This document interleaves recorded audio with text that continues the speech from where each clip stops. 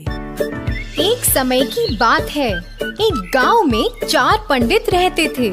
चारों बचपन से ही दोस्त थे। किताबें पढ़ के उन्होंने खूब ज्ञान प्राप्त भी कर लिया था। मगर उन चारों में एक पंडित था जिसे कभी भी किताबों का शौक ना था। भाइयों, मुझे लगता है हमें अपने इस ज्ञान का सही उपयोग करना चाहिए। हमें शहर जाना चाहिए जिससे हम पैसा कमा सकें। हाँ, ये बहुत अच्छा सुझाव है, पर हमें हमारे साथ विट्ठल को लेकर नहीं जाना चाहिए। अगर वो हमारे साथ आया तो हमें कोई लाभ नहीं होगा। हाँ, एकदम सही बात बोले हो।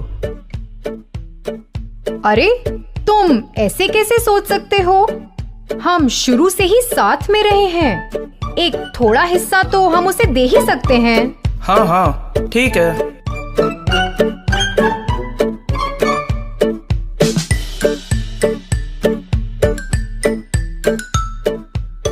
चारों पंडित शहर की ओर चल पड़े। चारों चल ही रहे थे कि एक मक्खी दूसरे पंडित के आसपास मंडरा रही थी। पंडित उससे बहुत तंग हो रहा था। हटाने पर भी वो कहीं नहीं गई। उसे मारने के लिए पंडित मक्खी के पीछे भागा। अरे, तुम उसके पीछे क्यों भाग रहे हो? हम वैसे भी इतना बोझ उठाकर चल ही रहे हैं। क्यों ना मैं इस मक्खी को एक गधे में बदल दूं?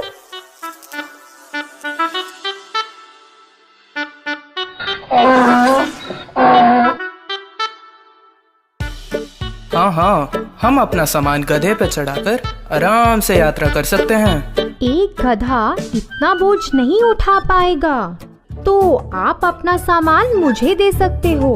अगर तुम इतना बोझ उठाओगे तो सब लोग हमारे बारे में क्या सोचेंगे?